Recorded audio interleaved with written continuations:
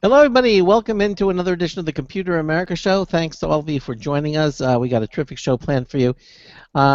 In the second hour, we're going to have computer and technology news brought to you by Slimware Utilities. And in the first hour, we have a little bit of a change. DX Racer is going to be joining us sometime in August. But don't worry, don't fear, because Charles Tendell is here, certified ethical hacker. We're going to be talking about some of the latest goings-on in the world of news, and it could be a really interesting show. So sit back and relax as we bring to you 2 hours of the Computer America Show coming at you right here, right there, right now in about 15 seconds. Okay, let's make it 10 seconds. Your show will go live in 5 seconds. She said you were lying. 3, 2, 1.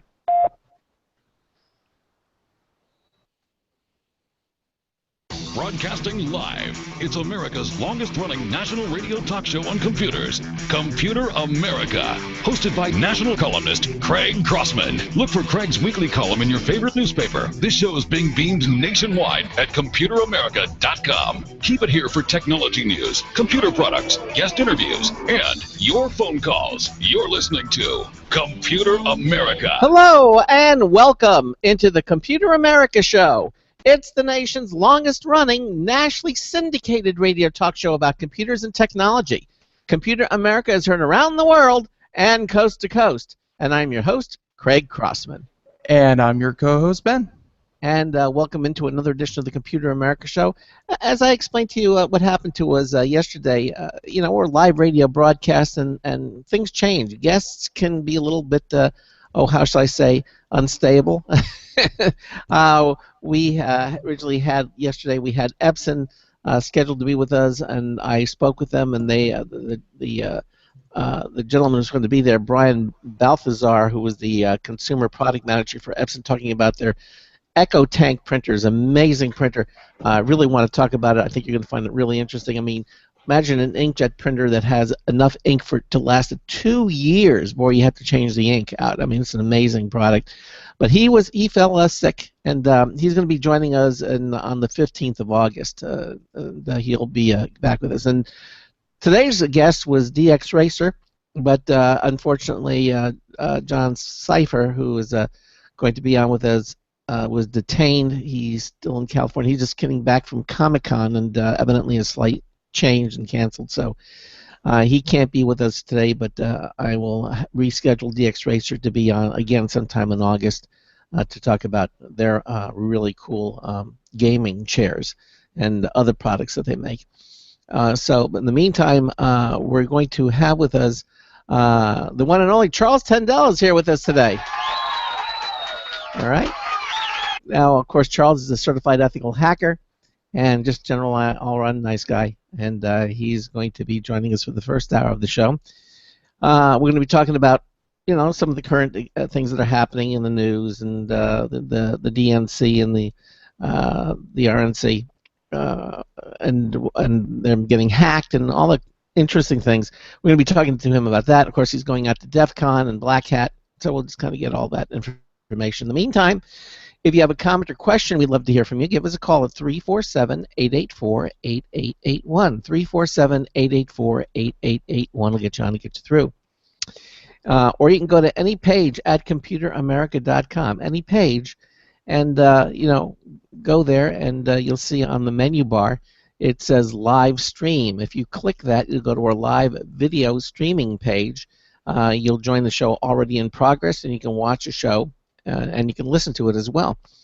Or if you want to, you can go underneath live stream, which is submit a question, and you can submit your question without having to go on the air if you're radio shy. All you have to do is select that. You'll go to our question submission page. You type in whatever comment you want, hit the submit button, and Ben and I will see it immediately. So that's all happening at ComputerAmerica.com, which is truly the internet home of a radio broadcast. 347-884-8881 will get you on, get you through. So, Ben, before we get started, by the way, I watched the Comic-Con trailers again on the large screen, and they were even better than on the small screen. Very interesting, and I'm really looking forward to seeing the ones that are going to be coming up, which of course is Doctor Strange and Wonder Woman and Justice League. However, anything else you want to mention before we get started? Well, talking for 4 straight minutes, that's something new. But no. Like Craig said, ComputerAmerica.com is kind of everything that we're going to do here with us. We unfortunately were unable to get in contact with DX Racer, so hopefully we'll get in contact with them and get them back on the show because they do make really, really cool computer chairs, and proper posture and proper sitting arrangements are very very important, for prolonged exposure to technology. Otherwise, you get things like gerbil feet. It's a horrible condition. So, really want to make sure you take care of yourself. Do your hand stretches. Last thing you want is arthritis when you're, in the prime of your life. So, I can't resist this. What is gerbil feet? The gerbil feet is when your chair is too low and you kind of tuck your legs up underneath your chair and your toes squish into the ground. And after a couple of years, your feet start looking like gerbil feet. So, Either the more you spend know. entirely too much time looking at gerbil's feet, or you read somebody's blog who spent too much time looking at gerbil feet. Well, it is what it is. So, hopefully we're going to be seriously back on the show. And by the way, gerbil feet. You can Google it. I assume it's safe for work, but it's completely made up. I made that up on the spot. Thank you so much. I'll be here all week. And no. Really looking forward to talking with Charles because some of the biggest stories. It's fun to talk about hacking when there's a hacker in the Vatican who is installing card skimmers, and they're finding steps away from the Pope, and people are stealing credit cards. Talk about justice. It's interesting when you have little stories like that, but it's even more interesting when the biggest stories in the nation are actually about hacking and are hacking related, which the RNC, DNC, what have you, email hacking and WikiLeaks and what have you. So it's nice to have Charles here to talk with us about it because they are the biggest stories currently, and they're right up his alley. And by the way, we did not hear back from the email that we got yesterday where he couldn't download the save audio. So the solution we gave to him is probably working. We have good. I hope he solved his problem and he's happy. He's never going to contact us again and ignore Ben. Let's hope that's the answer, that he got everything he needed and he's just now a happy listener. Yes.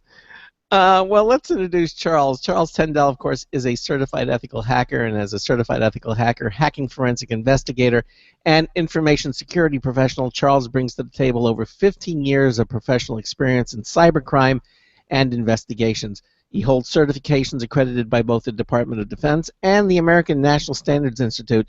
He joined the U.S. Army as a missile defense crew member. Charles, welcome back into Computer America. How are you? Hello. By the way, Charles' website also Azorian.io. You want to check that out as well. So, Charles, again, thanks for the blue screen of death lately on Windows 10 is much more friendly looking. It even gives you a little frowny face. It's no, I'm a traditionalist. I like to stay with the original. But anyway, if you're watching, Charles is trying to find different. I'm just saying, concerned as a tech professional and as your friend, that you only have 3 days to upgrade that blue screen of death to the Windows 10 blue screen of death before you have to pay. Oh, okay. So then it no longer becomes supported. I understand. Yeah, you get your free copy of Windows 10. If you don't get it by then, you have to pay for it. Oh darn. Oh darn. All right.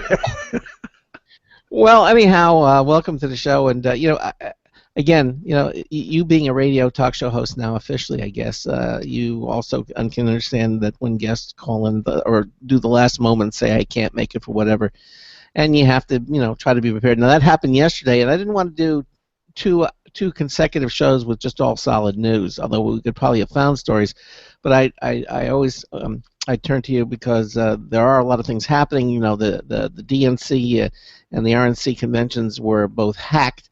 And I thought it might be a little interesting to talk about that with you and see if you can shed any more light as to I mean, the accusations are coming from it's Russia, it's China, because Putin is wants to support Trump, which to me says a whole lot of bad things because I think the reason he wants to support him is because I guess he feels he can get away with so much more if Trump is in power. But I don't want to get into the politics. I want to get into the technical end of this. I mean, were they hacked, and any ideas as who they did it and how they did it? Oh well, okay. Let's touch on that for a second. So Trump and Putin, Putin's a big fan of Donald Trump, and the reason he's a big fan of Donald Trump is not because Donald Trump's going to let him get away with things. It's more because imagine this: Vladimir Putin can't hang out and do crazy things like he can't ride horseback with no shirt on. He can't do all that other crazy stuff that Vladimir Putin does with Hillary Clinton. Like he can't do that, and I mean. He could, but who would want to see that? Other than, I mean, it would just be rude. So what he's looking at is when he gets with Donald Trump, and if Donald Trump becomes president, then it's going to be, hey, call up my buddy, you jump on Air Force One, let's meet somewhere, play a couple of rounds of golf, blow something up, and go our merry way. So he's looking forward to being able to have fun with Donald Trump. I don't think there's too much going on, but I mean, this is kind of a huge spectacle that's going on out there right now. I mean, it's like, I don't know, did either of you actually watch the DNC or the RNC? Yeah, I was able to get through about 15 to 20 minutes of the RNC, which is a personal best, thank you. Congratulations. And I got through about 10 to 15 of the DNC. Did you watch You didn't watch Bernie's speech? I watched Bernie's speech, but I fell asleep. I was watching it on my phone. It has nothing to do with the character of Bernie. I think it just Ben was exhausted. No. I'm a huge Bernie supporter, but but like I was watching them on Twitch, when that is, instead of on CNN or Fox or what have you, I was watching them to see what the gaming population out there had to say about it all, and there was a lot of hate for a lot of people on both sides, and I don't know, it just the whole thing just wasn't grabbing me. I don't know. I mean, it's been a pretty hateful series of events. I mean, I was trying to avoid it, honestly. Like, I was like, you know what? I tried to avoid the RNC because I knew what that was going to be about, but I got drawn into that one when Melania or however you say it, Trump's wife, started speaking, and I was like, that speech sounds really familiar. Yeah. Why have I heard that speech before? And then it came out that she had actually gotten it from Michelle Obama. But then I got a message from a friend of mine who said, dude, you totally have to watch this.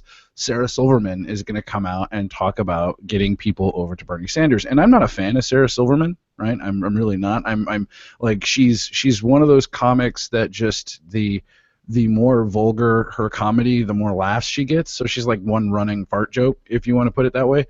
But I mean, she makes some funny things happen. But watching her last night, like, I felt like I should have been sitting with a bowl of popcorn, just watching this, because there was no telling what was about to happen next. And like you, Ben, I didn't watch it on mainstream media because and like now that I've got my own show, I understand that the live stream that goes on the internet is a little less FCC regulated, right. So they can get away with a lot more. And sure enough, they did. I mean, like, if you came in on the Sarah Silverman episode, she pretty much, like, you could see her losing it. Like this is a woman who's usually pretty jovial, pretty out there, pretty funny, pretty witty, and she was losing it. Like, that was the most unclean set of speeches and like conversations, and then when she just turns to the Bernie supporters and it's just like, you guys are being ridiculous, and I'm like, wow, she's angry. Wonder if she's angry because Bernie lost, or because now she's being told she has to support Hillary, or what's really going on here. But she was mad, and that had my attention, so I ended up watching it for at least another hour until Bernie got up there, and I'm still trying to figure that all out. Yeah, it's definitely been a sloppy one, and it's been a sloppy one because not only do you have that kind of divisive politics within the DNC, the RNC, they had their fight 6 months ago, and Trump came out on top. Trump trumped everyone. So the RNC was Trump, but the DNC has been divisive and has continued to be because of Bernie and Hillary. But what really stoked the fire is something that we're obviously going to talk about, it was the hacking, and the hacking of the DNC that released tons and tons and tons of email. And a lot of people are pointing to all these red flags and all these, and all these emails that were going on within the DNC that showed. I don't want to use the word corruption because that obviously puts a lot of, a lot of questions about what is corruption. But it raised a lot of questions about the ethics behind the DNC and how we really treat, politics. Well, you're not. You supposedly the head. She was not. I'm blocking her name. Debbie Weiserman. Yeah. Schultz. You're not supposed to be have you can't favor one over the other. That's not the position of them. And according to the emails, she was just saying things like, Bernie is out. He won't be president, and she was saying all these things. And of course, that came to light. Actually, it was a lot worse than that. Actually, well, I mean, it was. So you're right. It was one of those things where they're not allowed to favor one candidate over another. They're supposed to be completely neutral. They're supposed to just be like, okay, the people have spoken. Well, these emails came out, right? And it's hilarious how this whole story began to evolve. Like, so months and months and months and months and months and many, many, many moons ago, right, I started talking about Hillary Clinton's private email server. Well, Hillary Clinton's private email server came to light because of this cat Guccifer, right? Guccifer hit one of his aides and found the email and blah, blah, blah, blah, blah, and the rest is history, right? Hillary gets away with her own private email server and nobody cares. Well, now, when the DNC gets hacked, right, and certain documents come out, and I mean documents for like donors and like crazy stuff comes out, right? Like I think Morgan Freeman was on the list, and a couple other people were out there, and it was we had one of those lists where it was this is how much they donated, and this is a position they might be good for. Like, wow, like it was just clear that that's how this jockeying was going to go. At least that's what it looked like. Well, when it came out, Hillary Clinton had the same company that investigated Bernie Sanders' team, right? The guys who supposedly hacked into her voter information database and all that other high-speed stuff. Well, she had that same team from CrowdStrike come out and do another investigation because it looked like the DNC had gotten hit. And the DNC came out, or this company, CrowdStrike, came back and said it was Russia, right? It was Russia that did it, and blah, blah, blah, blah, blah. Well, the guy who actually did it took offense to being called Russian because he's Romanian, and he was like, let's set this record straight. And out came Guccifer 2.0, right? And Guccifer 2.0 is the one who puts out the first initial stuff with her email and with the DNC's email, and then goes to WikiLeaks and talks to Julian Assange and says, hey, man, I've got more stuff to get out there. Well, last week at the end of the RNC, very well timed. Some of my correspondents, never thought I would actually be saying that. Thank you again, Craig. Some of my correspondents came out and said, hey man, it's kind of well timed, don't you think? I was like, yeah, let's see what we get. So yeah, about 20,000 emails from the DNC come out. And in these emails, there's crazy stuff. There's like, it's DNC Hillary supporters are like infiltrating for Bernie Sanders. They're discussing like how to essentially scare Southern voters about Bernie Sanders because he's Jewish, or at least he alluded to being Jewish. Like, I mean, they were gonna play dirty, and it came out, and that's exactly what it looked like. I mean, there was even one where it was $200,000 to attend a private dinner with Hillary Clinton, moles inside of Sanders' campaign, and yeah, bringing up Sanders' religion. I believe there was even one about how it was an email within the DNC, and everyone between the Hillary campaign and the DNC, everyone to get their story straight on how they're going to paint Bernie Sanders supporters as violent, and we heard all those stories. Whenever being Trump supporters, Trump supporters too, but also Sanders supporters. Whenever there were large gatherings of Sanders supporters, there was all that news about them being, riots breaking out and assault and all this kind of thing. So, we kind of saw the back end of a lot of the moves that happened during the primaries. Mm-hmm. I mean, there's even stuff in this about where they were sending interns in place of protesters just to make sure that there were protesters there. There's parts where they were talking about creating a fake a job ad for Trump, right? To like putting up a fake ad so that he looked even more sexist than what people are going out there. I mean, this was pretty in depth. It was pretty deep, and it was one of those things where it's like, this shouldn't have been possible. This should not have been something that happened. And I talked to a couple of different people, and I'm actually going to be doing a show not tonight. Tonight I talked to the chief of police about police brutality and all that other stuff. Tomorrow I'm going to be talking to a group of actual analysts that are going to be talking about the technical aspects behind all of this and how something like this could have actually come out. Because, I mean, if you go over to WikiLeaks and you look at some of these, and I just shared the link in the chat room, so hopefully you should include it in your show notes, because it's thanks to the people at Reddit and thanks to the people at various different places all over the internet, they've got a whole list of the emails, right, of the different subjects, the different types of the emails. But I want to point something out that I've showed to everyone else, and hey, he's got it up. The first onset of them, those are not subject lines. Those are brief 140 character or less synopsis of what's in the email. But then when you click on them and you actually read the email, it doesn't seem as bad as it's going out to be. It's being spun. Like you can see, like in the one where it's let's use Bernie's religion against him. Right? It was a suggestion brought up by someone that says, "Hey, Bernie is he's Jewish. We should probably bring that up because Southern voters are going to be a little worried about that. They're going to be a little upset. They're going to say, he's not really he's not really Christian, and that's what most people feel like you have to be in order to run for president of the United States. But it's not. They weren't saying let's do it. They were saying specifically, what if we did something like this? And if you read through them just in the list that you got, you see that's how it changes. Now, the technical aspect behind this, or at least the speculation right now, is that this hack is miles deeper than what's on the surface right now. Just the stuff we're seeing at WikiLeaks is just kind of the tip of the iceberg, because there's no way for you to have breached. Now, you two, I mean, both of you, and even I am guilty of this. How many passwords are in your email right now? Passwords. Think about it. Have you ever emailed a password to someone? Personally? No. No. Never? Well, I take it back. No, actually, yeah. The only passwords that are in there are password reset forms. Not strictly passwords themselves. Okay, so if I have access to your email account, right? If I have access to your email account and I'm in there and I'm watching and I've got this data dump and I have real-time access to it, and I know that you use Google Apps for your documents, and I know that you use AppRiver for your email and your spam stuff, and I know all of the hardware that you have behind it, Outlook and Office 365, I can sit there all day, every day, and send a reset email link, right, to anywhere, right? And then just wait. Because no one's going to pay attention. I can even, if I do it right, I can even create my own account in the background.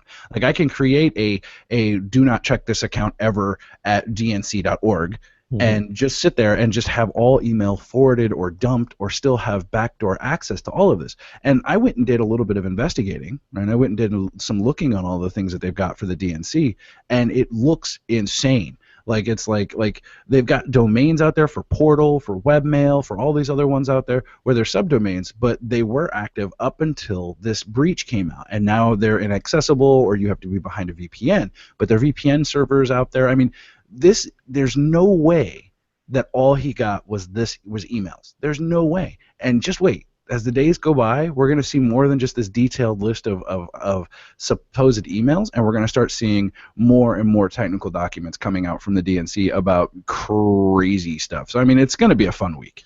Yeah, the hackings lately, and especially really high-profile ones like this, they don't all, and I guess it kind of started with Snowden, or at least that's when I first started noticing it, is that whenever you have a lot of information to release, they know that the story's going to die down. No matter how interesting it is, no matter how important it is, if you dump everything you have in one big lump, people are going to get bored, and people are going to move on.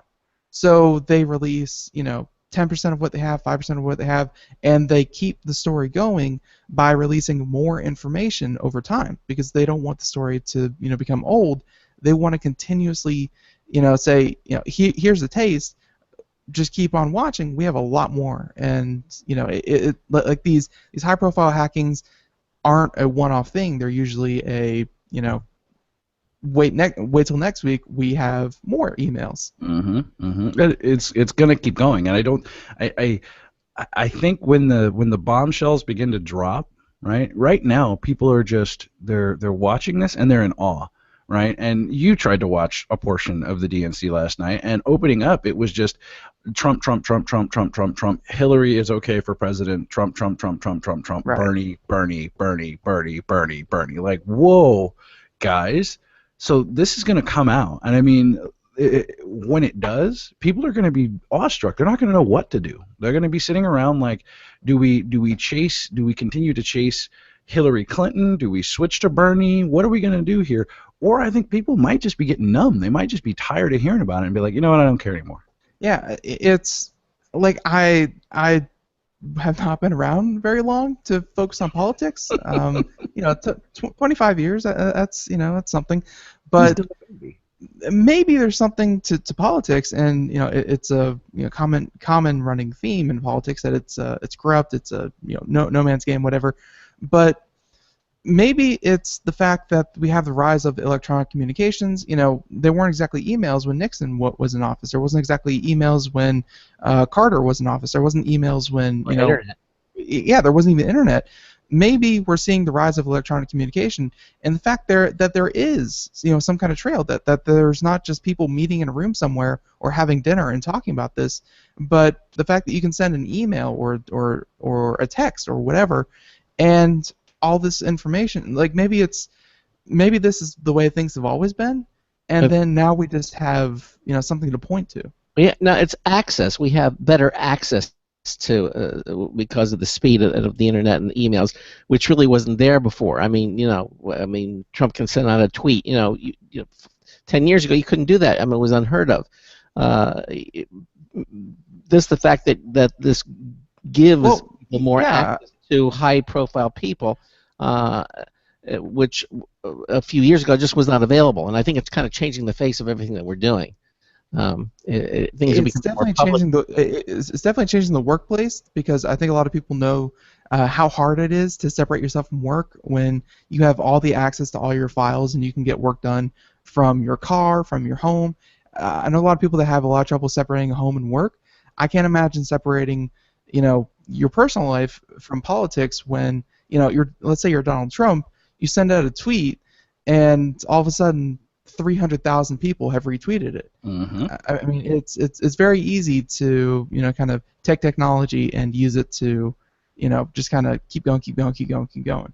Well, I mean, that's the other aspect of it is when you see we're gone are the days, right? And you being the young whippersnapper that you are, Craig, I know you can relate to this. Gone are the days where the only time you could access any of this information was when you were at home, and it was probably really late at night, because if you tried to dial in to any of your service providers during prime time, it was probably likely that you weren't getting on. You were going to get busy signals all day, right?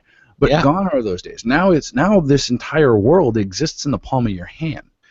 So it's like you're walking around, and this was something else that I had on my show. I had actually Avast on my show yesterday talking about more hacking at the DNC. But all of the data that we have on our phones, we're hyper connected. Now people. I mean, I did a show not too long ago about a person who had a connected refrigerator where all it was going to do was just take video, live streaming video from the inside of your refrigerator. I've heard good things about that. It's horrible, man. It's horrible. Like, do you really need to be like, hey, check it out? Sometimes I'll find myself at the grocery and say, gee, do we need more milk? And it'd be nice if we could just peer in there and see, well, what do we have? What do I need more? That's the point.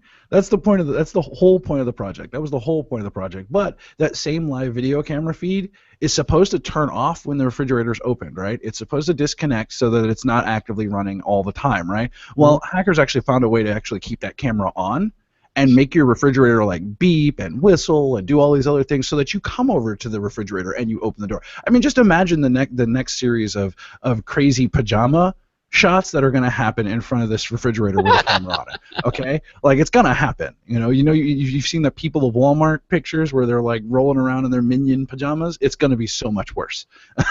Okay, but this whole connection of technology, this whole overwhelming sense of hyperconnectivity. Everybody needs to tweet about it. Everybody needs to talk about it. Everybody needs to be playing Pokemon Go. We all have this unbelievable addiction to technology right now where we're just chasing it for no reason. And we're making ourselves open. We're opening up huge doors for ransomware, malware, spyware, other hacks, our emails getting stolen. But I feel like, at least in my profession, I feel like nobody cares anymore. Everybody's like, you know what? I've been hacked. I guarantee it. I was on Ashley Madison. I was on Match. I was on every website out there. Someone somewhere has my passwords. I don't care anymore. And should they? I don't know, honestly. I really don't anymore, because it used to be like if I hacked Ben, right, I'm gonna get his gaming stuff. I might get some incriminating email evidence, but there's really not much in Ben's. Huh? You would. I would get incriminating evidence. There's really not much to Ben, right? It used to be that I would say, you know what, it's his contacts that I care about. Well, then I got to go through the process of compromising your contacts, and I could probably go through and Google search everybody in your contact database and find out and go over to haveibeenpwned.com and find out if he's there, and just find the password. There's no real work anymore. All right, you're listening to the Computer America Show. Ben and I are talking to Charles Tendell, certified ethical hacker. We've got a news testable review coming up as well. We'll be right back with lots more. Stay with us. This is Computer America. Sometimes disaster strikes. Data can be lost due to many different reasons. Accidental reformatting, power spikes, virus attacks. Zero Assumption Recovery provides a suite of highly effective and thorough data recovery software for Windows operating systems. ZA is suitable for home users and small businesses who need a powerful data recovery solution for Windows and Linux file systems. Go to z-a-recovery.com. Sometimes disaster strikes. Data can be lost due to many different reasons. Accidental reformatting, power spikes, virus attacks. Zero Assumption Recovery provides a suite of highly effective and thorough data recovery software for Windows operating systems. ZA is suitable for home users and small businesses who need a powerful data recovery solution for Windows and Linux file systems. Go to z-a-recovery.com. Hi, this is Craig Crossman, host of the Computer America Show. You have important meetings to schedule. Your company's getting ready for its IPO, and you're in charge of the PTA fundraiser this month. So how do you coordinate everyone to be available at the same time? Are you still using emails, phone calls, even text messages to schedule meetings with a group of people? How's that working out for you? Not so great, huh? It's a fact that every day, millions of people suffer from scheduling headaches. Well, with Doodle, scheduling meetings with a group of people is quick and easy. With Doodle, you can easily propose available times to each member. Each one checks off the times that they're available, and then you simply pick the time that works best for the group, all in an easy-to-read display that integrates with your existing calendar. Nothing could be more simple. Give Doodle a try for free, and like millions of Doodle users, you'll truly see how easy it is to find the perfect date and time for all your meetings. That's www.doodle.com.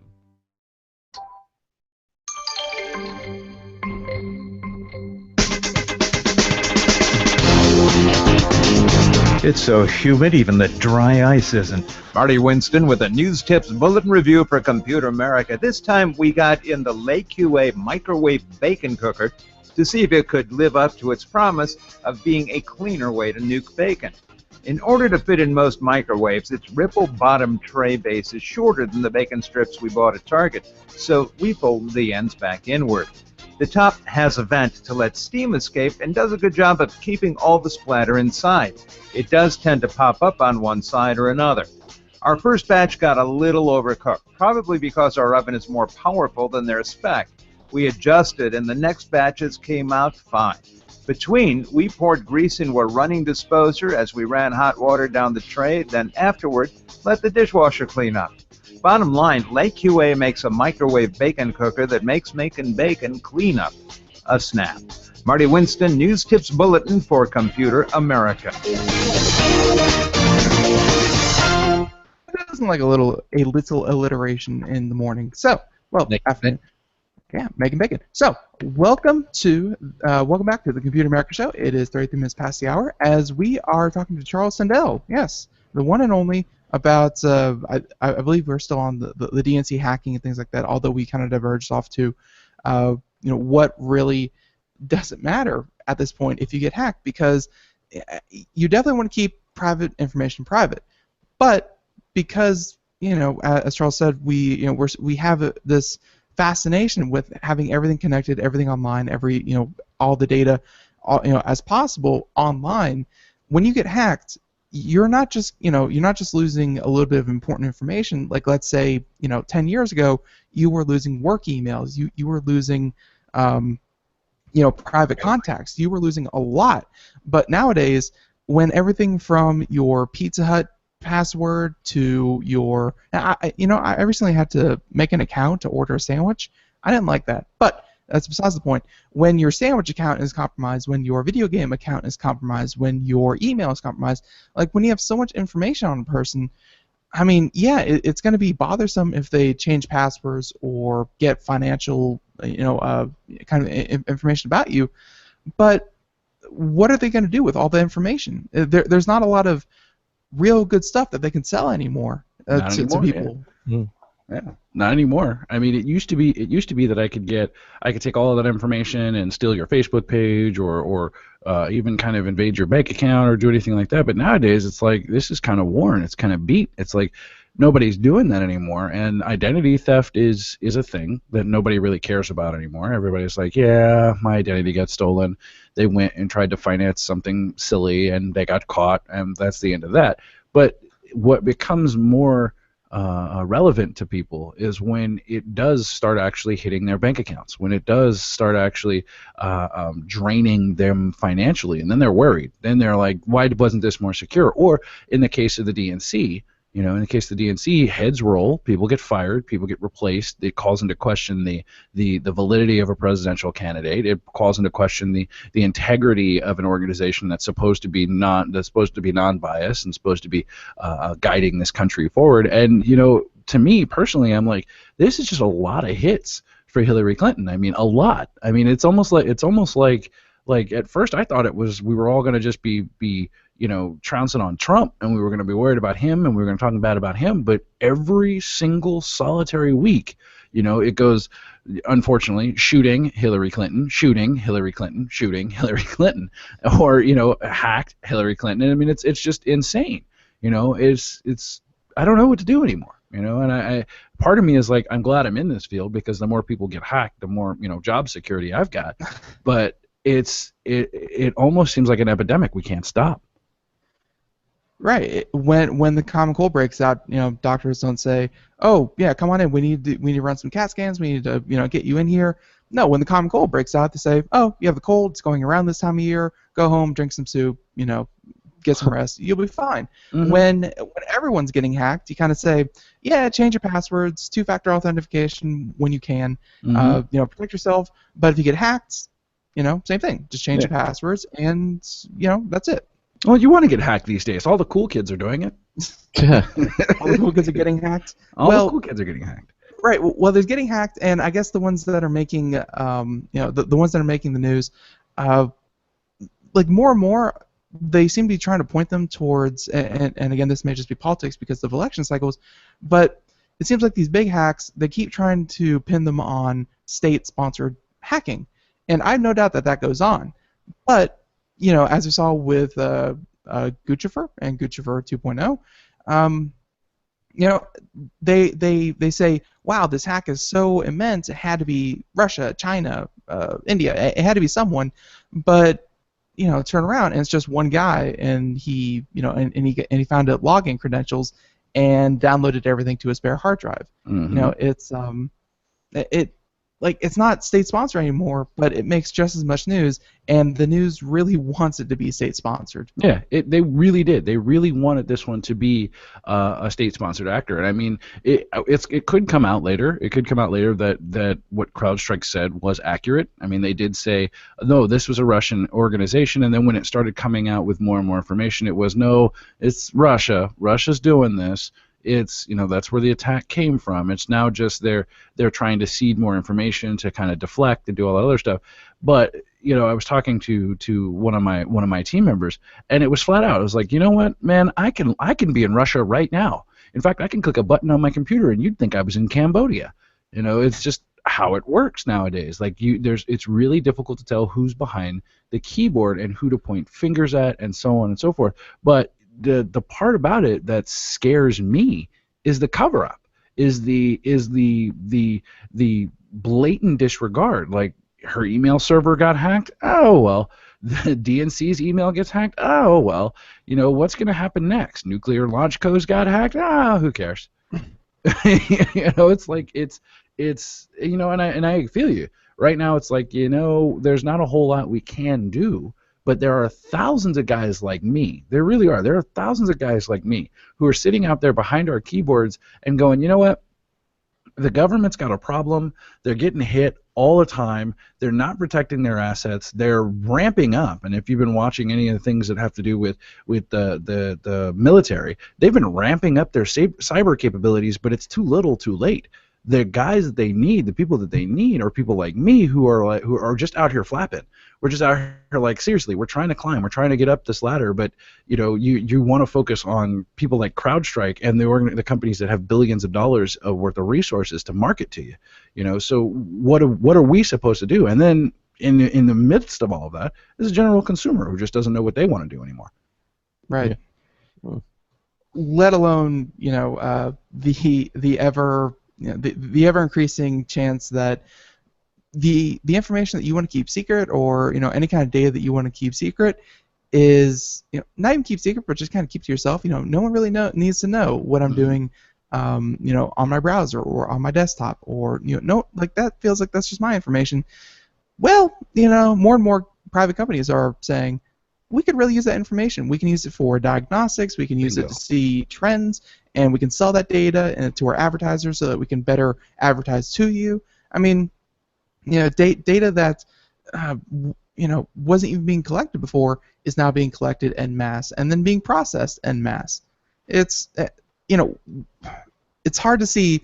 Yes, folks, go protect your data, go make backups, make complex passwords, use a password manager, do all these things. But at the same time, more and more companies, and definitely more and more government agencies, are like, collect as much information on these people as possible. It's going to help us in a lot of ways.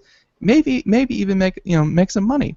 Mm-hmm. So where does an ethical hacker fit in there, where everyone is gunning for the same information, and at some point the consumer says, well, they want it, and I'm getting a lot of cool free stuff for it, so why bother? Yeah, and I mean, like I said, I'm out here dumbfounded. Many of my colleagues are out here dumbfounded. I mean, most of us are just more focusing on the enterprise world. But I mean, that is the general consensus right now. Like I had a client of mine call me the other day, or she sent me a Facebook message. She said, "Hey, I was at a store buying a particular product, and then when I got back to my phone, I got a coupon on my phone for that particular product." And I asked her a series of questions. I was like, "Did you search for this product before you bought it?" She said, "No." I was like, "Do you have the location services turned on your phone?" She said, "I do."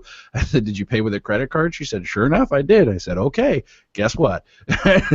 They're gonna they just sold it. Yeah. The ads are hyper targeted. The information is all there. Your entire online existence, if you use Facebook or any other social media, is sold to people so that they can sell you more targeted ads, so that things are far more relevant for you to buy. And that's the way the machine works. So you can either have privacy or convenience or special deals, but you can't have all three.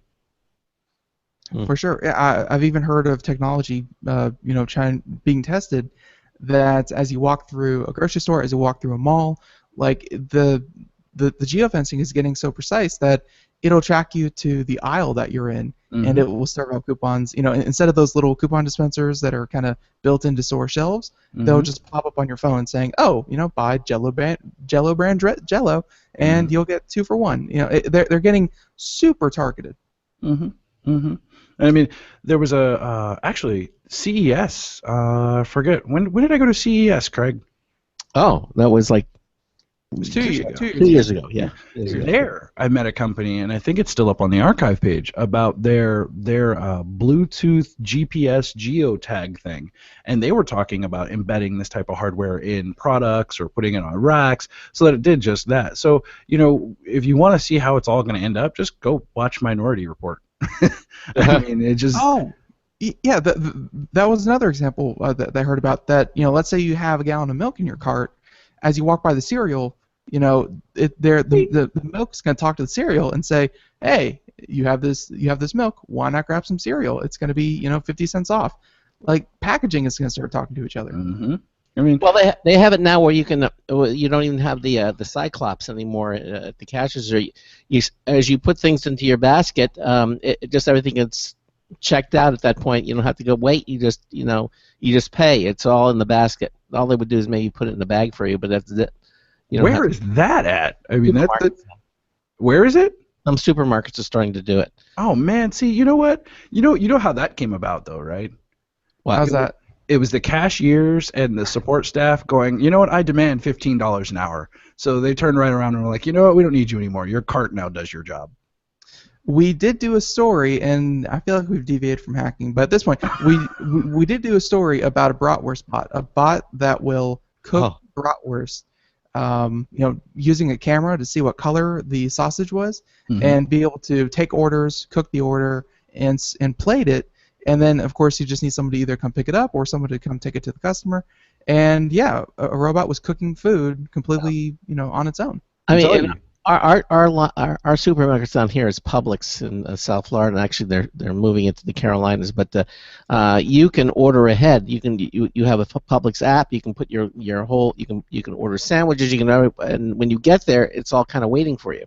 See. It's all technology. I mean, the faster it moves, the scarier it is. But we can go back to the whole hacking perspective, but we can go to it from a more positive perspective if you want to. Sure. There's positives to hacking? Yeah. There's totally positives to hacking. Totally positives to hacking. I mean, specifically, and actually, you've got it up on your computer. The No More initiative aims to spread information about ransomware and the risks of exposure, providing suggestions to avoid falling victim to the threat. Now, this is a group effort between Kaspersky and a couple other organizations out there, but they've come together and they've built kind of a website where if you've got a common piece of malware, right? If you've got one that they might actually be able to get keys for, you can go to this particular website and punch in your information and be like, do you need to unlock your digital life, or are you paying a bunch of people to do it? And you can go through and upload some files and put some information in, and supposedly this website will give you the information to unlock your devices. There's also pieces of software out there that capture the encryption keys now, right? There's that catch the encryption keys before they get sent to the bad guy. So even if they do lock you out, you still get to be able to hold on to it. Like, you still be able to get to unlock everything else that's going out there. And even in places like, you've got Avast, you've got who else is it? There's somebody else that are doing VPNs, but they're blocking malware traffic. Like, they're blocking the encrypt command. They're finding them, and they're finding the traffic that they're working on and preventing your system from getting broken into. So there is a lot of positives that's going out. And actually this year, next week after next, I'm going to be in Vegas, right, for Black Hat 2016, and there's an organization out there that's going to be announcing what they're saying is going to put an end to all ransomware. Like, it will not be capable if you have this particular piece of hardware or software. They haven't really said. They've been kind of vague about it. But if you have this particular hardware or software on your device or on your network, malware and things like ransomware cannot encrypt your files. Okay, so that's cool. Now, I'm always a little reluctant when I hear, oh, this is going to solve the problem, because, as you know as well as I do, is that it's an arms race. Yeah. It always is. It always is. And I mean, the more pieces that we have that are going to say, I can help you, we're gonna make a better criminal. I mean, that's just how it's going to work. And I think that's why they're being so secretive about it. Like, I got an invite to a personal screening, to a personal, to an exclusive, where they're going to show me, they're going to give me demos of it and everything else. And I in my lab, we've tested a piece of software that, if they're going down the same path that we went, there is a way to keep ransomware from executing. Right? Not in the sense of it won't encrypt your stuff. That's still going to happen. There's no way to get around that. But it won't be given the command to lock you out. Like, it won't be able to stop you from accessing the data anymore. And if they've done it, it'll be interesting to see. But, like you said, there's 6 in one hand, half dozen in the other, who all say, yes, I can do it. And then there are bad guys who say, oh, yeah, you think so? Yeah. We actually did a story yesterday, and this kind of circles back to the DNC. And one of the emails that was released was one of the DNC insiders was like, BuzzFeed wrote an article about us saying that our security was lackluster, and fat chance of that happening. And the only reason that we know he said that was because the DNC was hacked, and we were able to see that conversation go down. Mm-hmm. So. Mm-hmm. I saw that in the emails. I think it's on that list of emails that I sent you. Right. Right. I mean, it's the more you boast about your security, the more you become a target, and that's the world we live in. I mean, if you're a general consumer, yeah, we know we got you, right? But if you go out on Facebook right now, if you go out on Facebook and be like, no one could ever hack me at any point in time, right? In fact, I remember there was a challenge, and shout out to Fort out there, because I remember Fort had said, I bet you can't track me down. And this was shortly after. This is shortly after I exposed Craig in his white pants, right? Or was it the white belt, right? So everybody was like, "Oh, well, what other dirt can you find?" I was like, "If it's on the internet, I can find it. Exactly. If it exists on the internet, I can find it." So be careful who you challenge. I mean, And what isn't on the internet these days? I mean, your fridge apparently is on the internet because you want to know about your milk. Yeah, everything is on the internet. Really. And soon to be.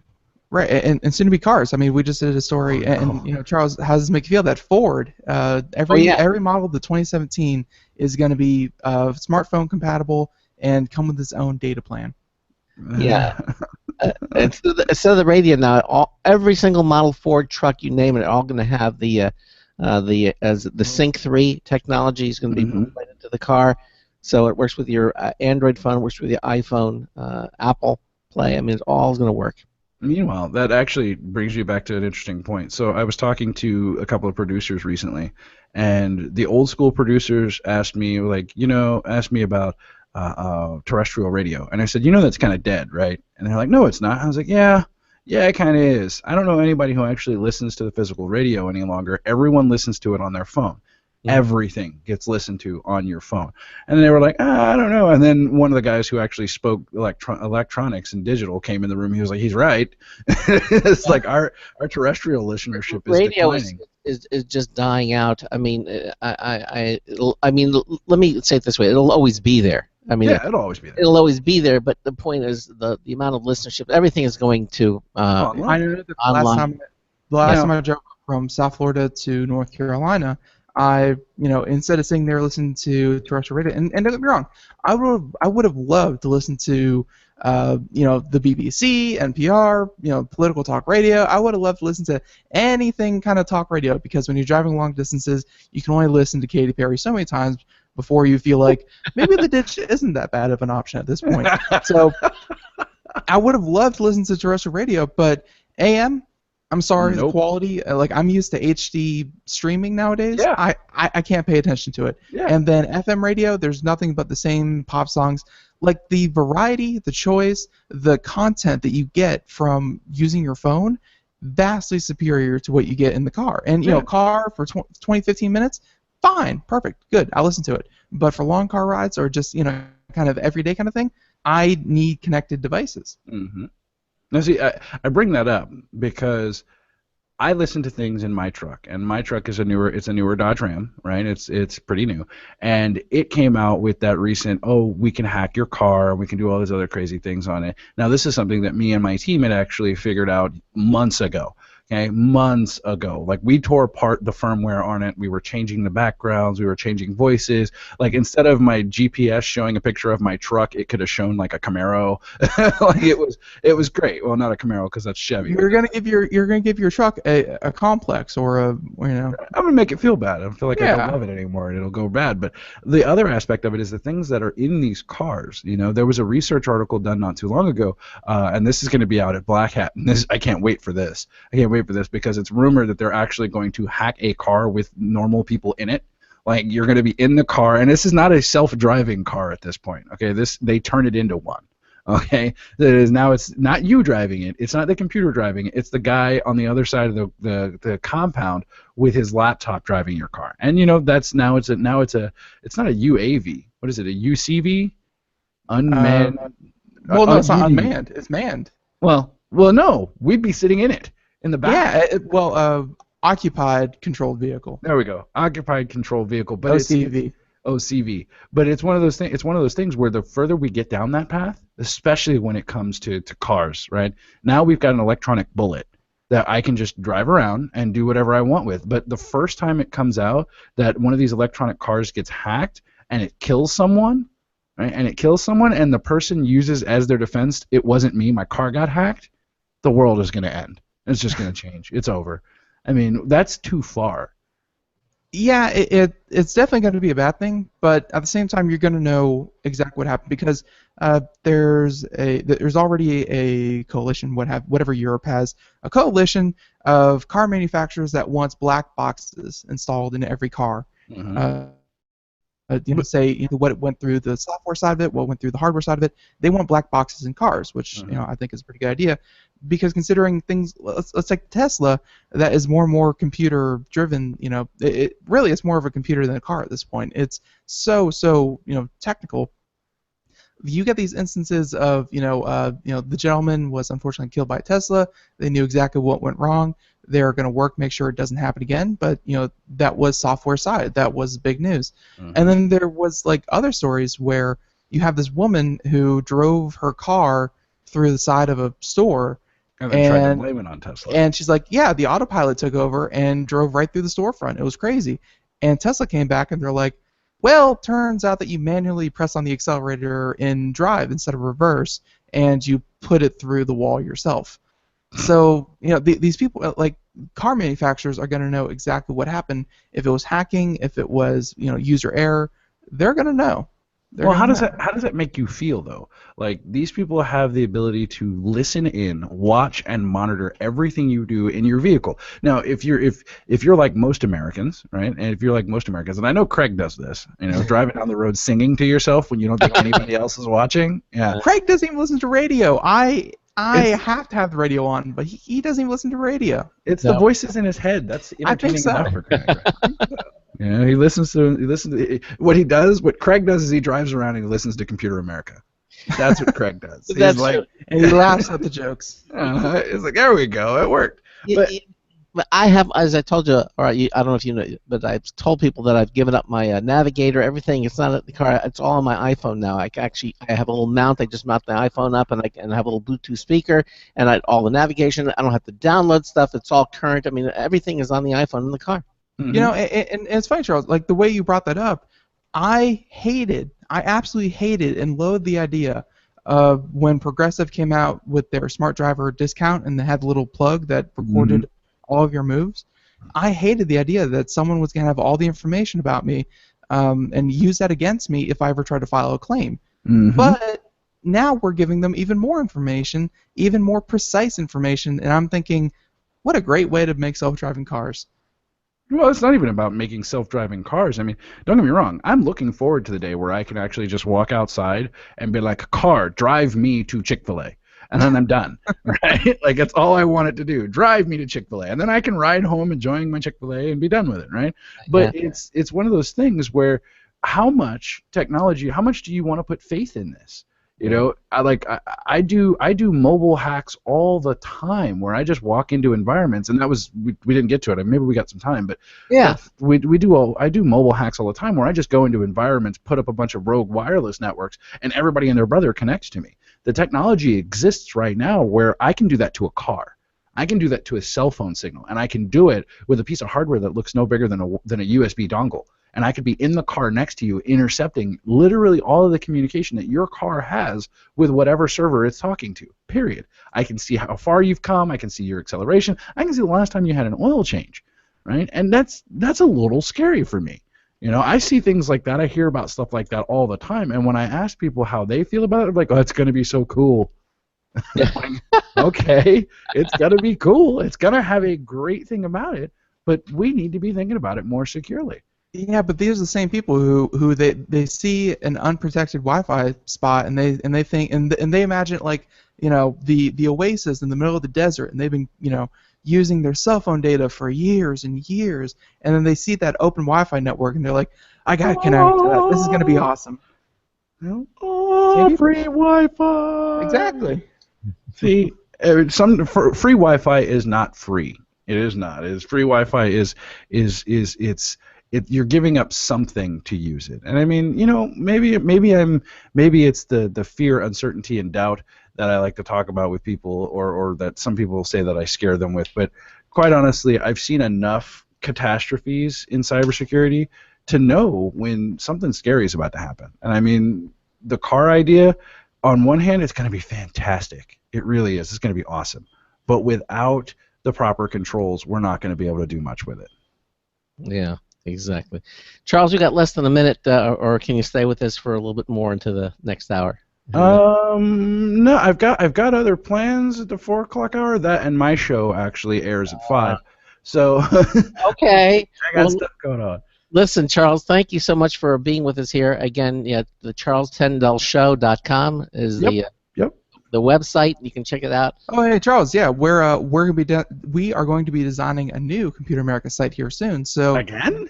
Yeah. Just let me know. I'll just whip up 2. It's kind of like baking 2 cakes instead of 1. You just get a little different ingredients. So let me know if you want another website. I'll just whip you up another one while I'm making the first one. Just free website building. I don't know. I might take you up on that one. All right. Sounds good to me. Hey, Charles, again, thank you so much for being with us here. Have a great rest of the week, and we'll be back in touch with you. Okay. Right on, guys, and do check out check out my show at the CharlesTendellShow.com. I know you guys are going to be joining the network soon. All right. For sure. Yes. All right. Thanks again. Computer and technology news coming up next. We'll be right back. Stay with us. Broadcasting live, it's the only national radio talk show on computers to air every weeknight. Computer America, hosted by national columnist Craig Crossman. The first hour's behind us, but there's still more of tech news, tech talk, and your phone calls. We're being beamed nationwide at ComputerAmerica.com. You got computer problems? Bring them on. You're listening to Computer America. Computers run the world, and we run computers. Call us or send us an email to live@computeramerica.com. Hello and welcome into Hour 2 of the nation's longest-running, nationally syndicated radio talk show about computers and technology. This is the Computer America Show, and I'm your host, Craig Crossman. There we go. I swear to God, that button is like a square inch, and I miss it. It is awful. So, welcome back. Yes, and I'm your co-host, Ben. And welcome back into Hour 2 of the Computer America Show. Charles Tendell, our certified ethical hacker, was with us for the first hour. If you missed it and you want to listen to it again, just go to computeramerica.com, click on the archive selection on any page in the menu bar, and you can listen to the show at any time. It's just we have all that up there for you. And I'm kind of excited. I know Ben's going to be setting up the website again. I'm kind of glad that he's going to be using Wix. And I'm kind of looking forward to that as well, and so should all of you, because we continue to make improvements on the Computer America website. So we're continuing on, and which reminds me, when we do this with Wix, we need to get Wix back on the show. I have to invite them. It's been a while since they've been on the program. I'd like to get them back. 347-884-8881. We'll keep the phone lines open. We'd love to hear from you. Or head over to computeramerica.com, and you can submit your question on our question submission page. Again, thanks to Charles Tendell. He's always he's a fun guy and always a lot of fun to talk with. And again, just to remind you that our originally scheduled guest, DX Racer, we'll be in touch with them. They're going to be appearing in the month of August. My guess will be sometime around in the second or third week of the show, and we'll have actually it won't be the second week because that's booked. Oh no, we have an availability, so we might get them in the second week of the show in August. And of course, Epson, which was scheduled to be in the first hour, has agreed to appear on the 15th of August.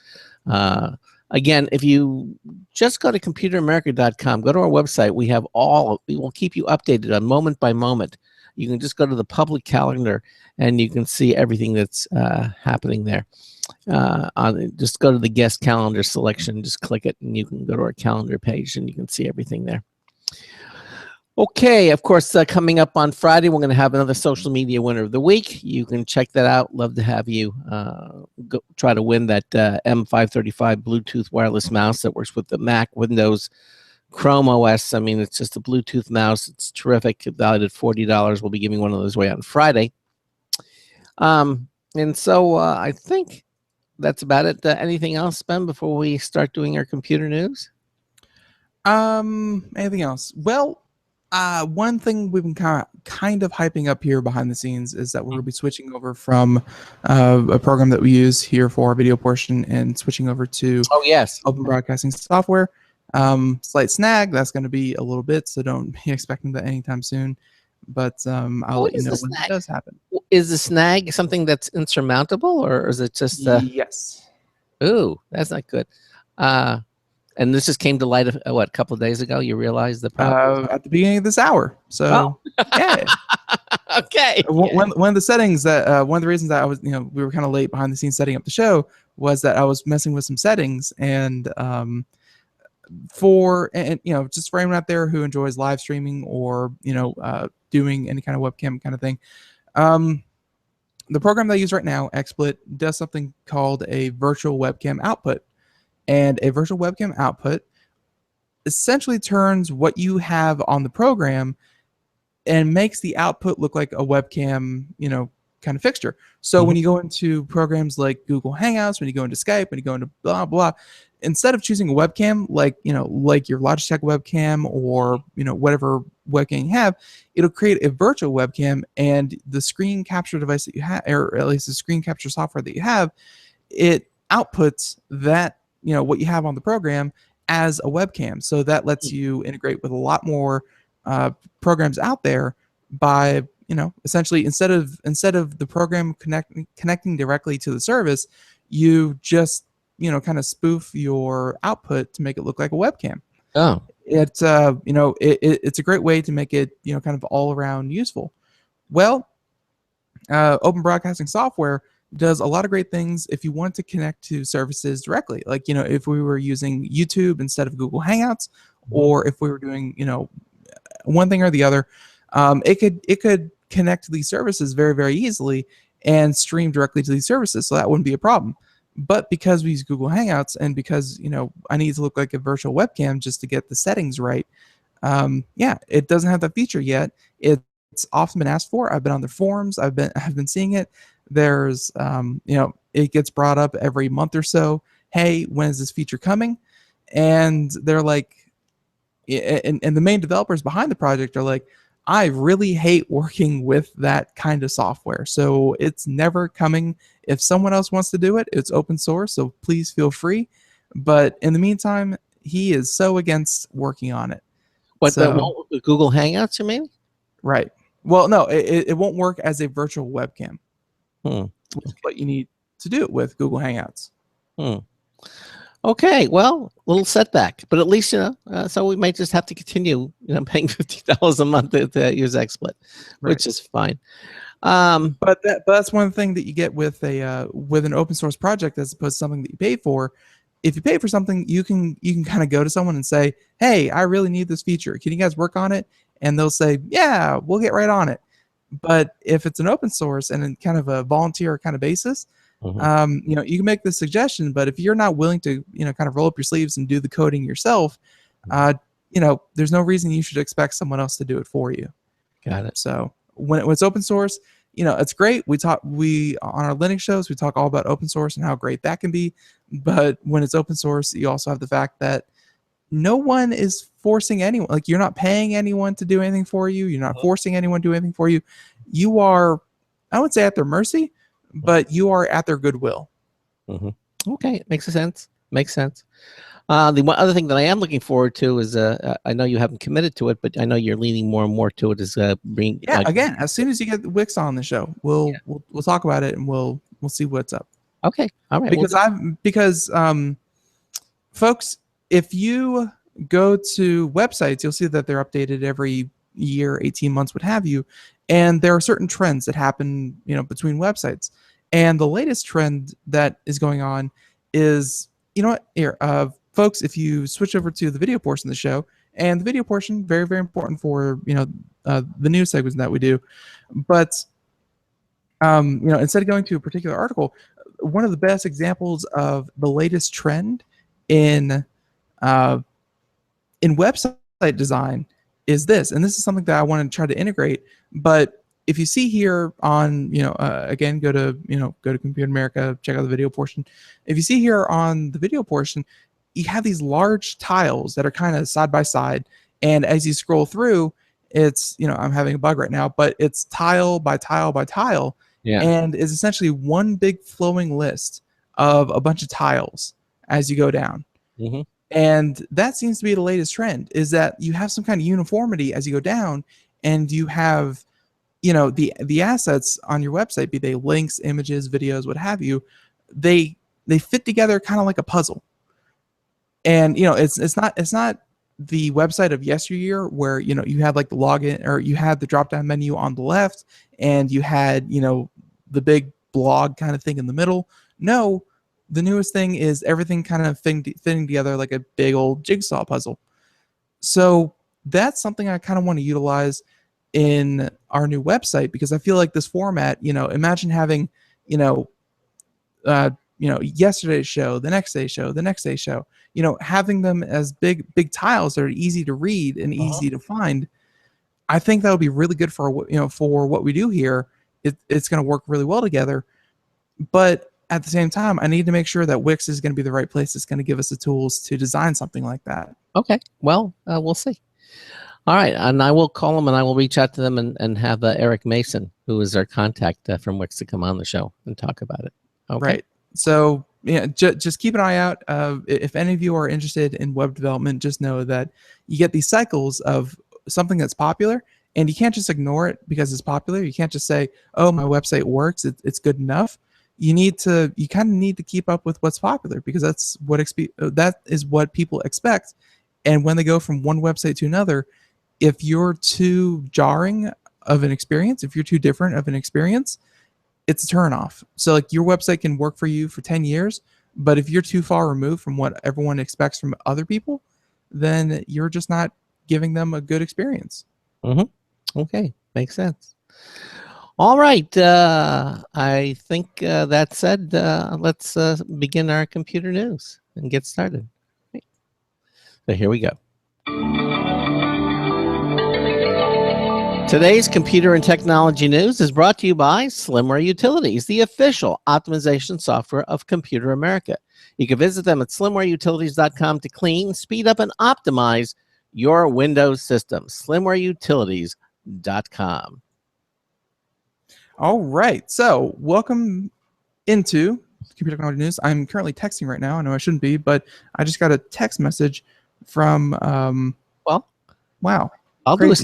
I'll do a story if you want. No. I'm just saying that the text message is from a spammer who sent me a coupon to a place I never go to. Weird. Ooh, okay. I hope, I'm paranoid now because we just had Charles Tendell on in the first hour, and I'm like, well, that texting means that I am now compromised and my cell phone is about to be all over the place. But I know that's not the case. Just don't click on links. So okay. I think for our first story, we had a couple stories from yesterday that I really wanted to get to. And this one is such big news that we should bring it up at some point being right now. And that news is that Verizon is buying Yahoo. Yes. Yahoo is sold once again after its famous, going down in flames. And then I believe Ms. Myers coming on the team, coming to turn it around, making it back into a media darling. Mm-hmm. And Yahoo, by all measures, is still going down in flames, but was recently sold for $4.83 billion, which is like half of what it was worth back in its heyday. By the way, FYI, half of what it was worth back in its heyday, but $4.83 billion, nothing to sneeze at. No. So, of course, this is from Engadget, by the way, Matt Bryan, and yeah, for months and months, Yahoo has finally found a buyer, Verizon.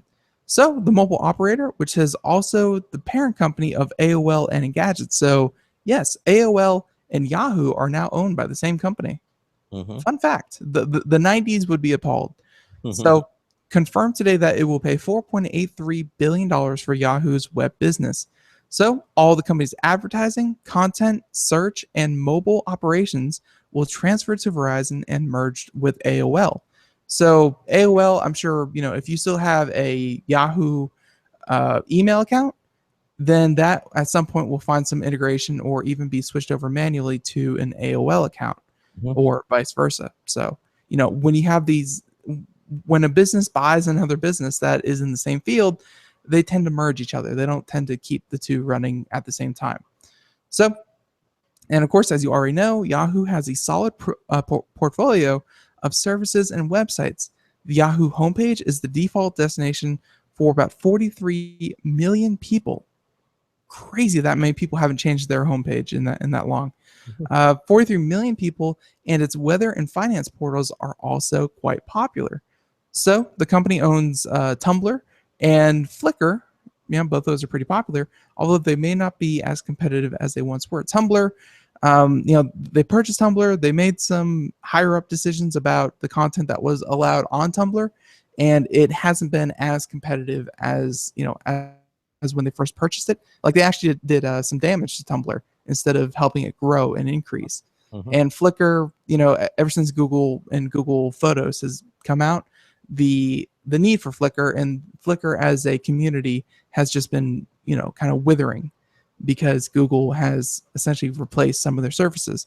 So, they're saying that the deal will leave Yahoo with its existing cash, a 15% stake in Alibaba, and investments in Yahoo Japan. And once everything has been given the green light, the company will then change its name and become a registered, publicly traded, invested company. And Yahoo CEO Marissa Myers, who spent the last year looking to unlock shareholder value, won't lead the merged entity forward. That will be the job of Verizon EVP, or I'm sure electronic vice president, whatever, Marnie Walden, who also oversees AOL's role within Verizon. So the guy who runs AOL is also going to be in charge of Yahoo. I'm sure his job going forward is going to be, how to bring these two services together and get one solid, user base. So Myers won't be leaving, though. She's saying that I'm incredibly proud of everything that we've achieved, and I'm incredibly proud of our team. For me personally, I'm planning to stay. I love Yahoo, and I believe in all of you. It's important for me to see Yahoo into its next chapter. Hopefully it's not chapter 11. No kidding. I mean, getting into some of the finances behind this. Do you know that she has a $55 million golden parachute? Yeah. If she leaves or quits or gets fired for any reason, or if the company goes under, she gets $55 million for running the business into the ground. Yeah, there you go. But that is. But I understand. But I understand that for big companies like that, that's not uncommon for CEOs. It probably should be. I mean, CEO wage has kind of become, look how much we pay our talent. Our talent is the best talent because we pay them the most. There's been a lot of conversation about how that's not probably the best way. It's probably better to get new blood in instead of saying, oh, look how much we pay. Look how much we pay our CEO. We're making so much money, we can afford to pay them $55 million if our company goes under.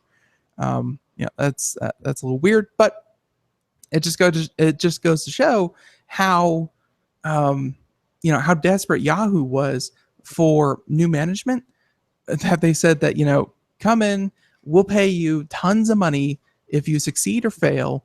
Just come in and try to turn this thing around. It just goes to show that Yahoo was really, really reaching for someone with a strong vision for what Yahoo could be. And Yahoo made some interesting acquisitions, including Tumblr and including Flickr, that they purchased these other entities that were once strong and are now struggling, just like Yahoo itself. And really, at the entire time, Yahoo has not yet turned a profit for all their acquisitions. Has not yet, kind of turned around financially since Miss Myers has, kind of broken onto the scene. So, her goal was to, her goal was to, quote, unlock Yahoo's inherent value, but at the same time, she turned around and sold it for much less than what it was worth just a couple years ago. it's it was a very strange story, and it was very strange to hear Verizon would take them up on the offer. Yeah. It's interesting. There's a comment from Engadget here. It says Verizon has acquired AOL, which is Engadget's parent company. However, Engadget maintains full editorial control, and Verizon will have to pry it from our cold, dead hands. So, right. Essentially, what they're saying there is, well, Dad upstairs owns the lease, but we do what we want. Yeah, exactly. And I'm kind of glad because I really do like the Engadget website. I go there quite frequently, and I like their style, and I like their I like the writing because they're short and to the point. They don't have long articles. Yeah, that's that too. All right, we're continuing to do computer and technology news. This next story here. When Ralph Bond comes on the show, we always talk about 3D printing, how great it is, and everything. Well, it's going to change the world. Yeah, well, whether you print houses, whether you 3D print little doodads, it's going to change. Well, guess what? For the foodies out there, it's really going to change because get this, and I'm looking for this one. They're making a 3D chocolate printer. A 3D chocolate printer is like it's going to be brown instead of no. It black? actually makes chocolate. It uses chocolate. It's coming to Hershey Park. Scientists have been taunting us with 3D printers that seem to exist solely in trade tech shows or in space. Well, Hershey's is aiming to change that this coming May by installing a 3D chocolate printer in their Pennsylvania headquarters, which will let you print Choco versions of your face. That's right. The Choco Jet was briefly showcased at Hershey's Chocolate World in December and made a splash at CES in Vegas this month. But Hershey's is moving to install a permanent Cocoa Jet exhibit at Chocolate World, which shares a campus with Hershey Park and the Hershey Museum in May. And this thing just won't be there to look pretty. Visitors will be able to order custom treats off the thing, from tasty geometric shapes to wedding toppers, or if you're a candy historic geek, Milton Hershey's visage. Okay, so though the candy company wouldn't go into detail, Hershey's believes there may be other fun uses for the Choco Jet in the future. Actually, the author, Tom Green, who wrote this, says he's holding out for hope for a printed chocolate T-Rex stuffed with Reese's peanut butter, but leave your fantasy print jobs in the comments. So there you go. Right, and again, if you're watching the video portion, you can see the technology in action.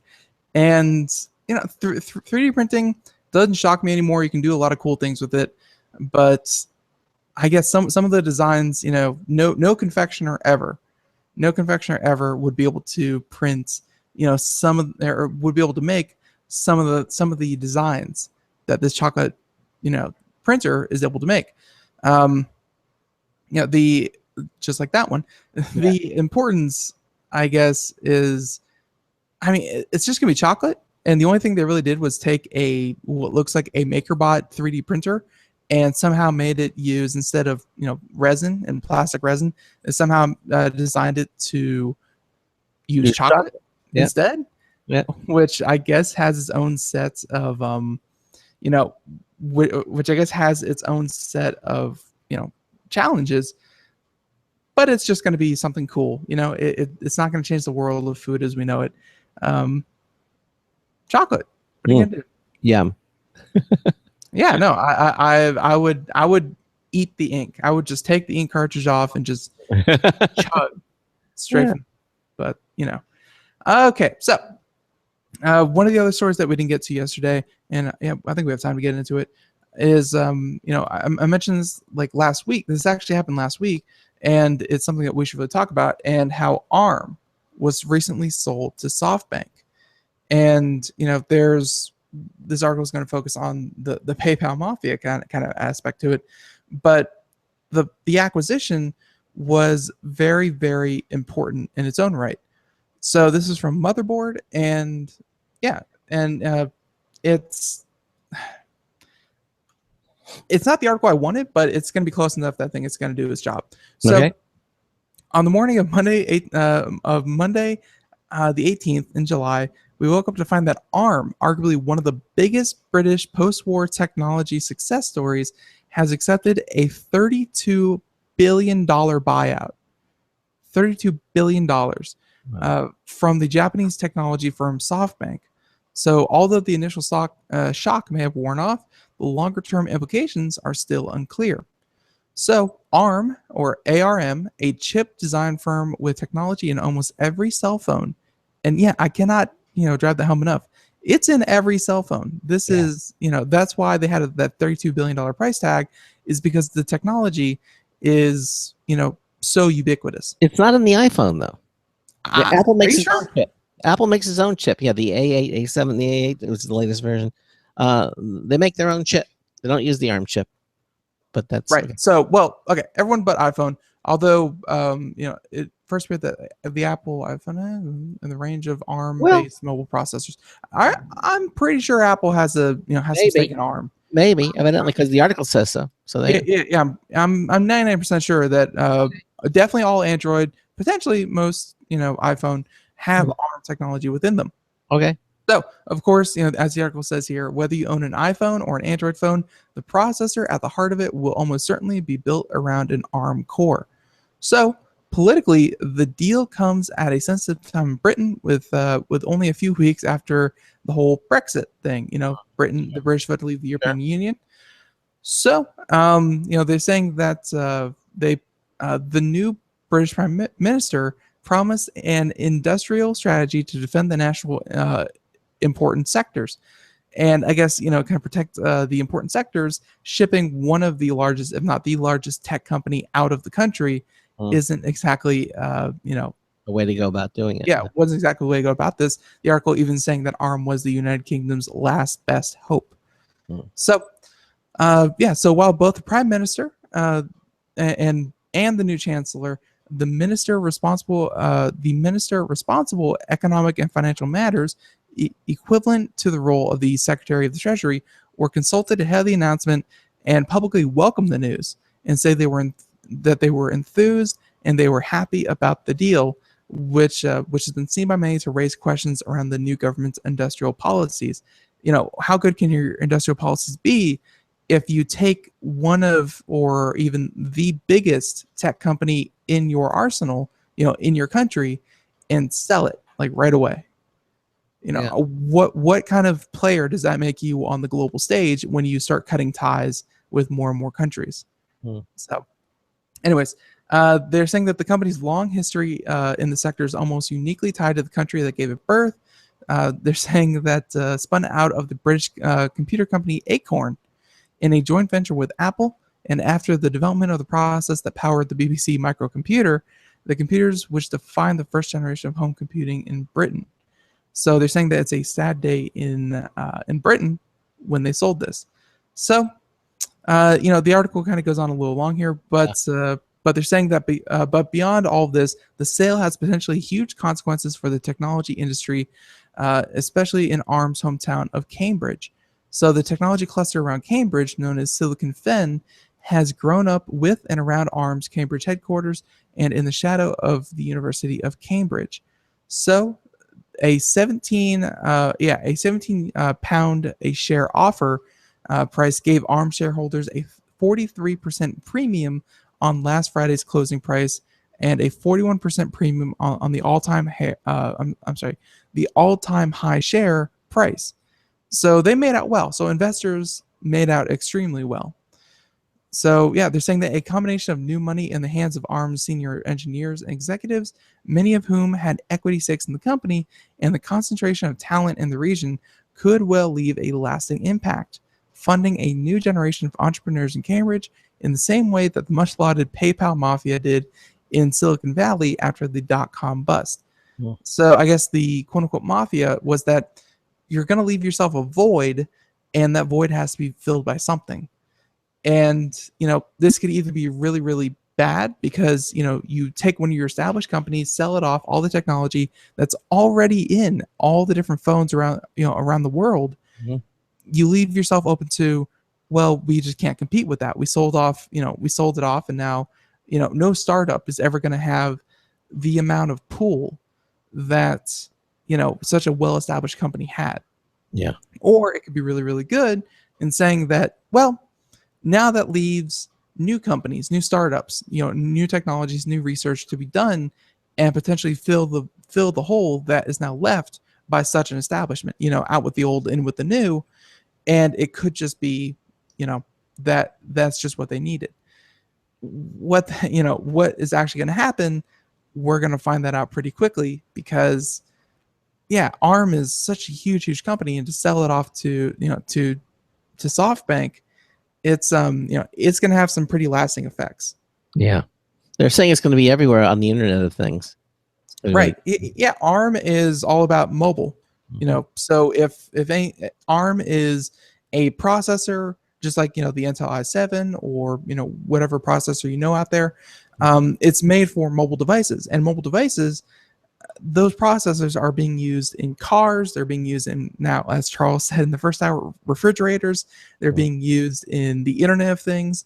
Everything is going to be powered by essentially mobile processors, and ARM is uniquely positioned to provide most of those processors that are needed. Hence, again, I think investors came out really, really, really well in this. $32 billion, and a lot of that being paid out to, at all-time stock highs. They cash out at a good time. But going forward, it's not like that $32 billion is wasted. It's not like they didn't get what they paid for. Mm-hmm. They're getting a lot in return for that. All right, coming up, some more news on the Galaxy S8 specifications, and also Nintendo, the NXT. What's that all about? We'll be talking about those stories and more. We'll be right back. Hi, this is Craig Crossman, host of the Computer America Show. You have important meetings to schedule. Your company's getting ready for its IPO, and you're in charge of the PTA fundraiser this month. So how do you coordinate everyone to be available at the same time? Are you still using emails, phone calls, even text messages to schedule meetings with a group of people? How's that working out for you? That's so great, huh?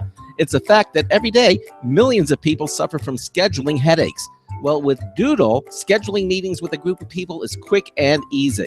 With Doodle, you can easily propose available times to each member.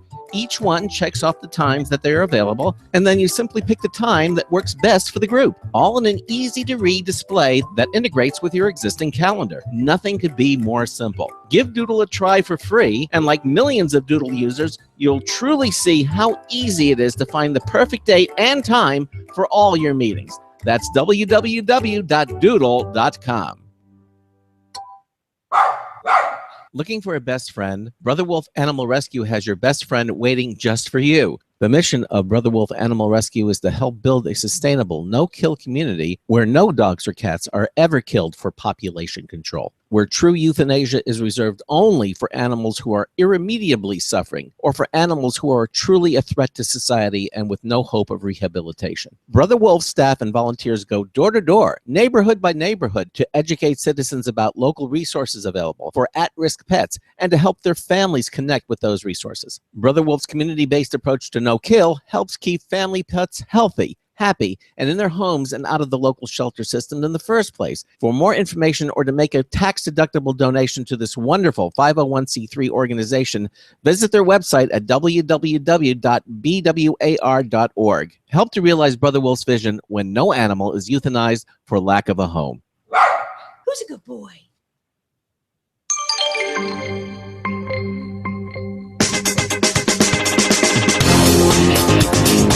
I cook with solar. Not my food, just me. Marty Winston with a News Tips Bulletin Review for Computer America. This time, the Cobalt 24-volt impact wrench from Lowe's. Sometimes there's a big bolt head or nut that you just can't budge, and you wish a socket wrench would marry a sledgehammer and bring you the baby when it's all grown up. We got that baby in from Lowe's. It's their new Cobalt brushless half-inch impact wrench, complete with their new 24-volt max extended run lithium-ion battery and charger. Talk about a kick to the hardware, not the hand. It delivers up to 650 foot-pounds of torque. Its variable speed can push it up to 1900 RPM, so it can spin hardware on or off quickly and get loose hardware super tight or super tight hardware loose again. Bottom line, the new Lowe's Cobalt 24-volt max brushless impact wrench kit can twist and pound stubborn hardware into submission. Marty Winston, News Tips Bulletin for Computer America. He was talking about solar cooking. I was hoping he got one of those, one of those solar cooking things with the vacuum tube that we did, a little while ago. But nope. No, Nope. Oh well. Nope. Okay, so welcome back to the Computer America Show. It is 33 minutes past the hour as we are doing computer and technology news brought to you by Slimmer Utilities. And yeah, we're just chugging right along here. Yeah. Just finished talking about how ARM and how it sold itself to SoftBank and how that's going to have some huge implications for, really the entire technology sector, because they are such a huge part of it. That $32 billion price tag was not an overpayment. That was a huge deal. So I'm glad that we were able to get that in there at any rate. Mm-hmm. Well, this next story, according to BGR, Samsung in the fear. I mean, let's face it. I mean, Samsung makes some beautiful phones, and quite frankly, if I was already not using the iPhone, the Galaxy phone would probably be my phone of next choice. It's a beautiful. Well, yeah, it's the only other one in the same price category. Like there are tons and tons of other phones that are like $200 to $400. Like, but in the premium cell phone, like it's just iPhone and Samsung Galaxy. Yeah. Well, the Galaxy S8 specs evidently are going to reportedly include, get this, a 4K display on the phone. And as they're already developing this Galaxy S8, and they say it's going to feature high-end specifications that makes today's flagships look like toys. That's again according to BGR. It says among them is a 4K display that would take Google's Daydream virtual reality project to a whole new level. It says Google in mid-May unveiled Daydream, its mobile-friendly VR platform, but the company said that compatible hardware would only be released later on down the road, maybe beginning sometime this fall. Maybe with the new Nexus phones. Well, while current Android devices might not support Daydream experiences, next-gen smartphones will probably be equipped to deliver Daydream content, and one of them might be the Galaxy S8, which is supposed to arrive at some point around MWC 2017. According to the reports from Asia, the device is codenamed Project Dream, which is seen as an indication that Samsung's future flagship phone will tout Daydream support as a core feature. Now, the Galaxy S8 should pack a 4K display, which might be critical for such VR projects. Samsung has already demoed a 5.5-inch display with 4K resolution, suggesting that some of its high-end next-generation handsets might actually ship with these high-resolution screens in place. Now, in addition to 4K displays for mobile devices, this publication called Phone Arena reminds us that Samsung is also working on a technology called BioBlue that is supposed to diminish the amount of blue light that Samsung's AMOLED screens put out. That said, we have no actual confirmation that the Galaxy S8 will have a 4K display at this point, but things should get clearer as we approach the MWC 2017 convention. And, iPhone or Android, no matter which side of the spectrum you fall on, you have to admit that Android has been doing a lot of very innovative things with their cell phones lately. They seem to be the one that are really pushing, just what a cell phone should look like, what it should do, what it, the tech specs it should have. It's leaving Apple to play catch up, and of course we'll see, just what Apple has to offer with the iPhone 7. But every time we hear a new rumor or a new story about Android, it's usually better resolution, more waterproof. The Edge features are better and better. It's just Apple again playing catch up. Yep, exactly. There are more rumors about the iPhone 7, but I don't think we're going to get into those. There's a couple of videos about I didn't check those out, but maybe another time. Okay. I want to move on to. I'm really in the mood for acquisitions because we did the one Verizon buying Yahoo for $4.38 billion, and then we did the one about SoftBank purchasing ARM for $32 billion, and let's throw one more in there because folks, you should know who you're buying. China's Leeco, I don't know, Leeco, buys Vizio Yeah. in a $2 billion deal. Yeah. So, your favorite television company out there just recently was acquired. So, this is from Engadget and But they're Mr. leaving 'em Richard alone. Lawler. But they're leaving them alone. They do their thing. which is- Supposedly. yeah. Right. Yeah, and I've seen it go well. I've seen, where they see an up and coming, or at least a company that is positioned to do really well and has a good reputation, has a good customer base, and a larger company just says, these guys are doing it right. Let's buy them, and then we can reap the benefits of them and just leave them alone, Mhm. and give them more funding, give them more assets, but let them continue to do the good stuff, and we'll just reap the benefits. And maybe that's what we have here.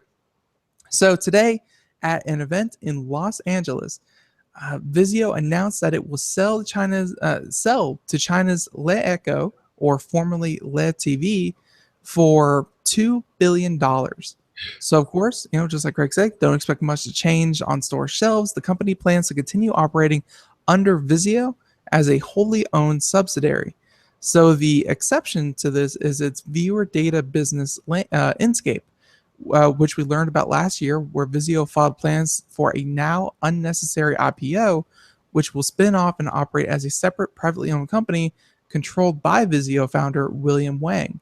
So Wang will own 51% of Inscape, with the rest going to Leeco, attached to a 10-year license for the technology, which monitors what people are watching, what people are actually watching on their TV, to help with things like target advertising. Mhm. And again, that was something that was introduced with Vizio smart televisions, was that they were going to have software built into the background that that was going to conclusively say what channel you're watching, what app you're watching, what you're watching on that app. Essentially, any viewer, anything you view on your television, it's going to be able to record that, jot it down, and send that information off to, I guess the company is now Inscape, and they'll be able to process all of that big data into, like they said, better advertising, so that they can see that this person really does like watching sports. I mean, they'll watch anything from tennis to football to golf. So let's do Gatorade and sports equipment at this particular user. It's extremely refined advertising, and again, something that you're going to be seeing in most, if not all, Vizio smart televisions. Okay. Again, we actually own a Vizio TV, but they are quite amazing. They make some really, really good television sets. Okay. Anything more with this story, or is that? No, if you don't have anything to say about it, then I guess we're good. Okay, good. Well, again, we're continuing doing computer and technology news, brought to you by Slimmer Utilities. This next story is we talked about Nintendo's newest console, allowing at-home and on-the-go gaming. And the question is, this is from Popular Science by Corey Mueller. What's next? What's NXT for Nintendo, or what's next, I guess? The Nintendo NX will be a portable gaming system with detachable controllers. This is all news, because we didn't even know that about it before. Like its Game Boy and DS ancestors, you'll be able to play the Nintendo NX as you go, thanks to NVIDIA's powerful mobile Tegra processor. The NX will run on game cartridges too, possibly for nostalgia's sake, since sources told Eurogamer that there will be no backwards compatibility with previous systems. That's interesting. What's also new here is that the NX will have a docking station that allows you to connect to your TV once you return to your home. That's kind of nice. Although its processing power does not rival Microsoft's Xbox One or Sony's PlayStation 4, the NX's hybrid system makes it unique.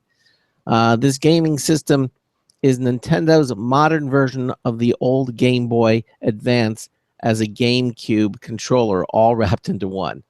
The NX seems to be the next evolution of the Wii U controller, allowing you to take these large console games with you or play from the comfort of your couch. The only game that has been confirmed for the NX is The Legend of Zelda, Breath of the Wild, and both the game and console will be available in early 2017. Any thoughts on that, Ben? Was it what you expected it to be? It was everything I was hoping it wouldn't be, honestly. Really?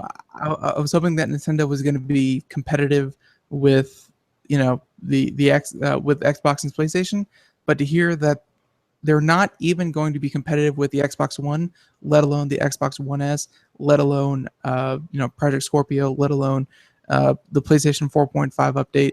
Like, Nintendo is once again tech spec wise behind the curve. Mm-hmm. It's not a good place to be, because everyone's going to look at your tech specs and say, well, what, if I'm paying $200 for a new Nintendo console, or I can pay $250, $225 for an Xbox One, and the Xbox One has better graphics, better hardware, it's going to last longer. And then you're also looking at, or I could spend $400 and get something that's vastly superior to Nintendo's newest console through Project Scorpio or, PlayStation 4.5. You got to say to yourself, why am I investing so much into old technology? The only thing, and this is what Nintendo has been riding for the past 5, 6, 7 years, and it has not been working for them. The only thing that Nintendo has going for it are original titles. And don't get me wrong, the new Legend of Zelda game looks amazing. As we've seen with Pokemon Go, people are super excited for anything Pokemon.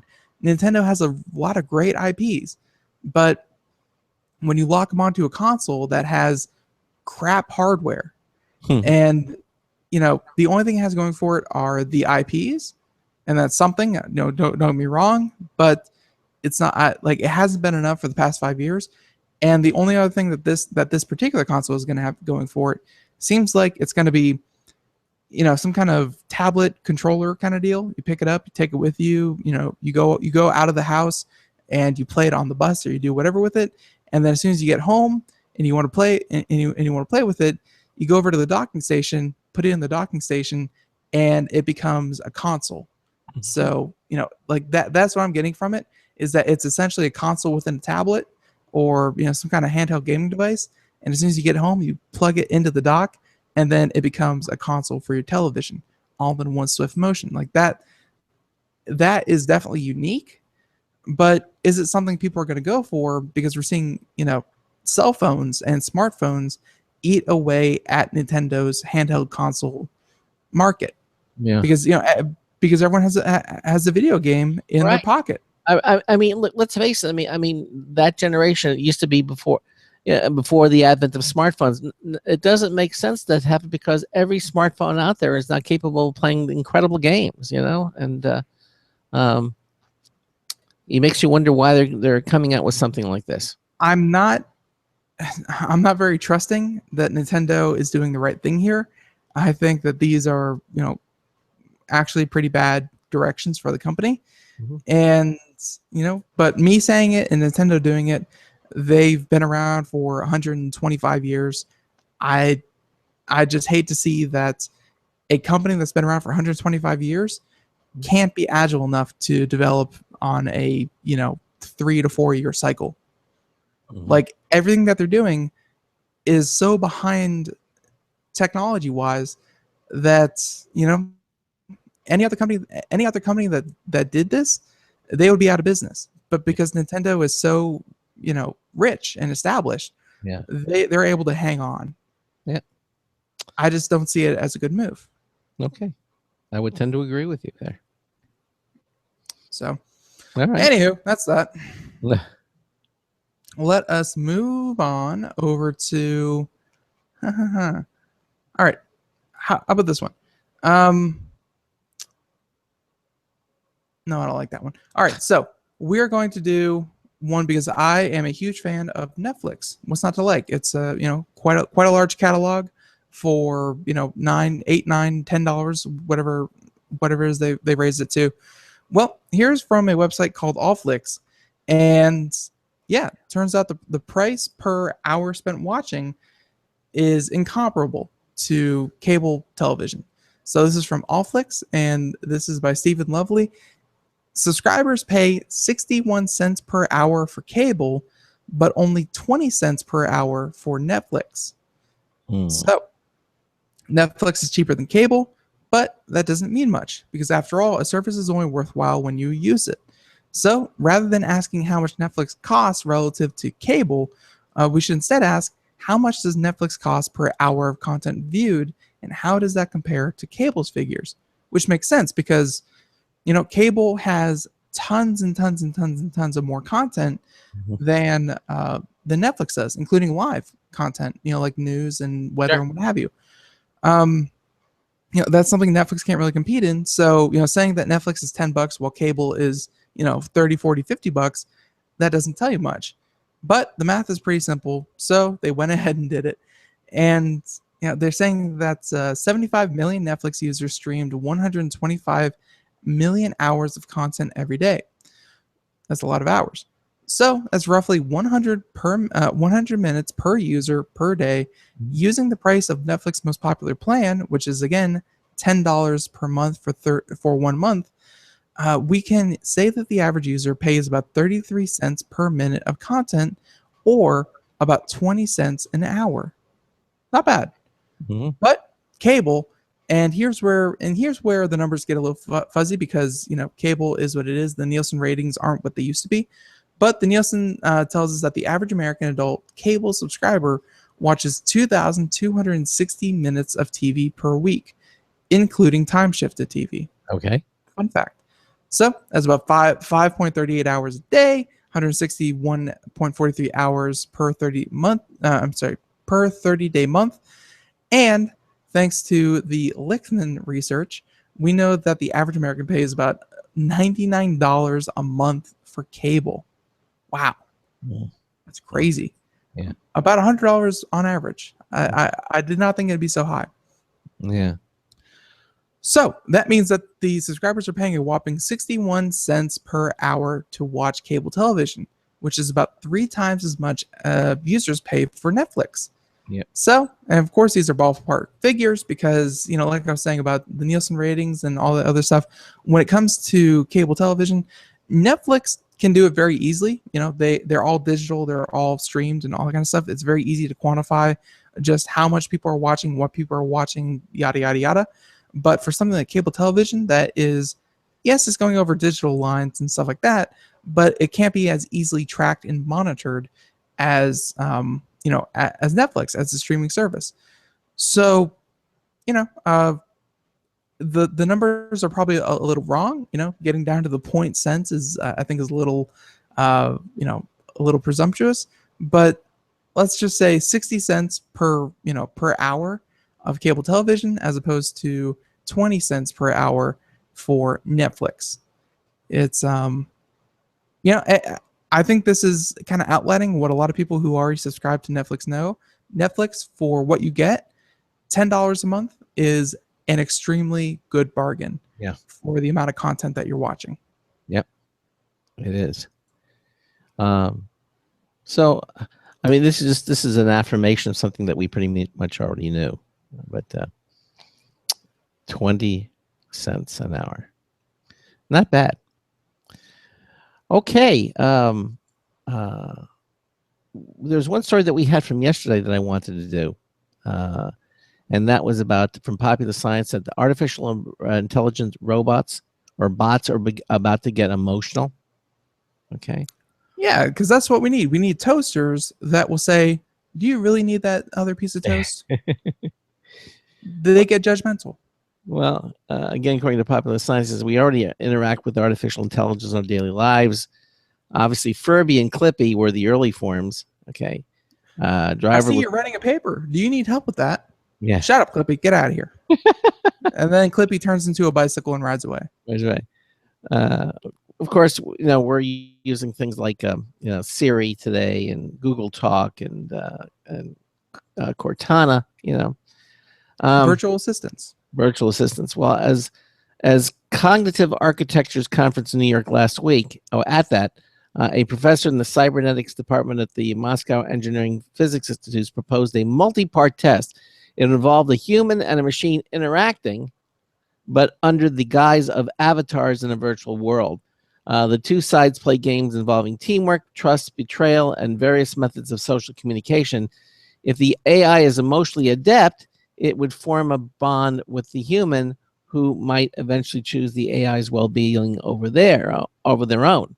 The test is inspired by the 1950 developed Turing test, yay, which determines if a machine can successfully pass for human. Still one of my favorite things. Virtual agents and robots should be human-like so that humans could trust them and cooperate with them as with their equals. Therefore, artificial intelligence must be socially and emotionally responsive and able to think and learn like humans. And that implies such mechanisms as narrative thinking, autonomous goal setting, creative reinterpreting, active learning, and the ability to generate emotions and maintain interpersonal relationships. So if you side with Stephen Hawking and Elon Musk, this is just another nail in humanity's AI-built coffin. In the meantime, interacting with Siri could get a lot more fun. Of course, remember Stephen Hawking and Elon Musk feel that artificial intelligence is the pathway to doom for humanity. So yeah, they mentioned that it's not in the best interest to let artificial intelligence become too sentient. Yeah. Although that seems to be the direction that a lot of these, not just higher thinking people, but the people who are putting in the work, heading the teams, working on the artificial intelligence and machine learning, the higher brains of Elon and Stephen Hawking and more are saying the more sentient they get, the more chance they have of thinking things that we don't want them to think, or creating solutions to problems that we don't like their solutions. Whereas the people who are actually doing the work and doing the research, they're saying, how do we get machines to be more like us, to be more sentient? Mm-hmm. Right. Have ongoing conversations with them, and one of the new developments is having them qualify. When you ask a question or something, it'll go out and come back and ask you, well, what did you mean by that, or can you describe this or something? In other words, you can get more focused on a particular. Not only that, like that's more did you mean kind of thing, or would you please specify this or this. There, what this is talking about, and this is obviously done at a convention, talking to a bunch of people in a like-minded setting, but they're talking about, you could ask your virtual assistant, hey, play me some sad songs, and it's going to be able to kind of recognize that, in the setting, it's 10 o'clock on a Friday, you just did this, and this, you just asked for sad songs. It's going to have the emotional maturity to ask you, is something wrong, blah, blah. Essentially, they're trying to make an artificial intelligence that's going to be able to interpret some level of a relationship with the person they're talking with. Did you ever see the movie Her? I did not. Okay, because that's right up the alley of this. I mean, this is it. Well, yeah, that's what they're going for. And, Her was an independent film, but it obviously hit on a lot of, relevant questions, being that artificial intelligence, if we wanted to do what we wanted to in the future, it's going to have to come eerily close to an actual person. It's going to have to be able to think. It's going to have to be able to respond, have feelings, be able to analyze feelings, and be able to respond in an emotionally mature way that you would expect a person to do. You can't just expect an artificial intelligence to just give you the right answer, blah, blah, blah, blah, there's your right answer. No, that's a dictionary. That's a Google search. That's not, that's not artificial intelligence. Nope. Artificial intelligence is being able to infer and even, kind of help you do other things in relation to what you just asked it to do. In other words, what people can do. Right. That's basically it. That means showing intelligence. So, yeah, and I can see how Stephen Hawking, Elon Musk, and other scholars who say this is a bad thing, is that well, what happens when the artificial intelligence decides that this is the best course of action and this is not the best course of action if you were a person, but to the artificial intelligence of the AI, it says yes, this is the best way. You should go do this, and this.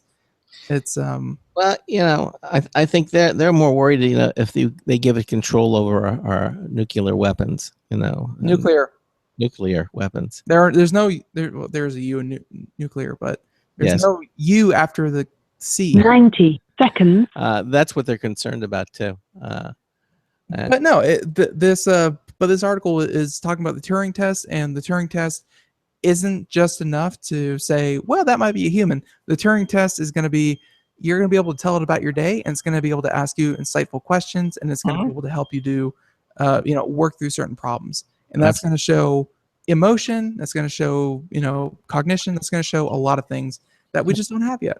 Yeah.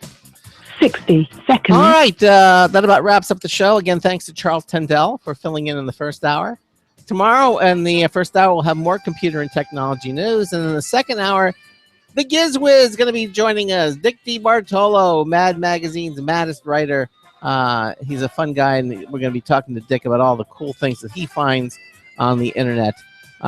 Coming up Thursday, we're going to have Picture Keeper. I'm looking forward to this. That's really cool, I guess. But anyway, we're about out of time. So thank you all for being here. And Ben and I will see you here, same time, same place. So until tomorrow afternoon, this is Craig Crossman, hoping that your hard disk never becomes floppy.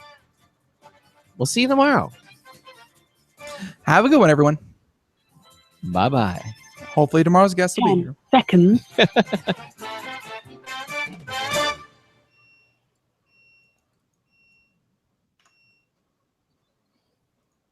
Thank you for using Blog Talk Radio.